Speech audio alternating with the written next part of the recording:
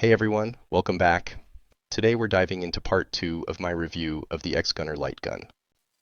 It's been quite a few months since my first video, and since then there have been some updates, both in hardware and software, along with a few corrections I need to address. If you're already rocking a X-Gunner, this might give you some new information. And if you're just getting started, this could be the perfect introduction to the X-Gunner. Here's what I'll be going over. 1. Corrections from my first video. 2. Hardware and software updates. 3. Accuracy tests across different emulators. Let's start with some quick corrections. In my first video, I mistakenly said 1650 batteries when I should have said 18650 batteries. I also mentioned that the solenoid on-off switch controls the vibration, but it actually controls the rail slider on top. Now that we've got that cleared up, let's move on to the updates. Upon the original release of the X-Gunner, it used a 850 nanometer infrared camera and sensors. However, now there are two versions available. The original 850 nanometer infrared camera and lights, and the new 940 nanometer infrared camera and lights. So why offer two versions? Many existing light guns use 940 nanometer infrared lights, so having a 940 nanometer option means some users won't have to install new infrared lights. They can just use their existing setup. However, keep in mind that the lights for the X-Gunner must be placed in a rectangular or square pattern for proper tracking. Another great addition is the ability to purchase a standalone replacement camera for your gun. So if you ever need to swap between 850 nanometers and 940 nanometers, you can do so without buying an entirely new gun. Software updates. A major improvement is the introduction of a graphical user interface, GUI, for key mapping. Previously, each button was locked to a specific key, but now you can reconfigure them using the software. Here's how it works. The software doesn't run in the background. Instead, it creates a firmware file that you flash to the gun. This means your button layout is permanently set until you decide to change it again. Whether this is useful depends on your setup, but it's great to have customization options. Another key point is how dip switches and receivers work.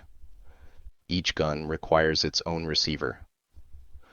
The dip switch settings of each gun must match its corresponding receiver. The firmware for 1 to 4 player setups must match so that each gun has a unique ID in Windows. If you order two one-player guns, they may have the same dip switch settings by default, which can cause conflicts. You'll need to adjust the settings and update the firmware to assign different IDs. This might sound a bit complicated, but don't worry, it's pretty simple if you follow the instructions provided. Now, let's move on to some real-world tests. I'll be checking the accuracy of the X-Gunner with a couple of different emulators to see how it performs right out of the box. Before I start testing the guns, I want to give a big shout out to the Light Gun Legends community and the awesome build by One-Eyed Shooter. There are many builds out there, and I can't say which one is best for your setup. That said, this build offers a lot of options. With almost every light gun pre-configured, just select yours from the menu. We'll start with a popular emulator, Technoparrot. I'll keep the setup explanation brief since there are plenty of tutorials available if you need more details. Right now, I'm going into the game's controller settings to map my buttons to the gun. Once that's done, I can launch the game.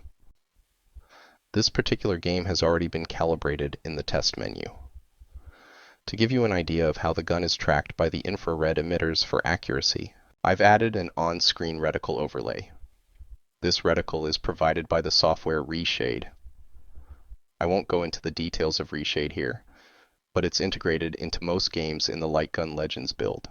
As you can see, there is some lag between the gun movement and the crosshairs. However, in actual gameplay, it's not noticeable. Keep in mind that this lag can vary depending on your hardware and setup. Now let's look at another emulator where gun calibration isn't done in-game. This will give us a more accurate look at hit placement. As you can see, my shots are landing exactly where I'm aiming on the screen. Keep in mind that I'm using Reshade to overlay a crosshair, which introduces some lag. That said, the guns I received were accurate enough right out of the box that I didn't need to enter engineering mode or recalibrate them beyond the factory settings. So the big question is, are they worth it? In my opinion, yes. I previously owned a Sinden light gun but have since moved on to these. They're incredibly easy to set up, and for the price, they really can't be beaten. Now, there are other options out there, like the Gun 4IR and Blamco-N, but I haven't had the chance to try them. They're also out of my price range, and honestly, the X-Gunners work just fine for me. Thank you for taking the time to watch my video. Please like and subscribe.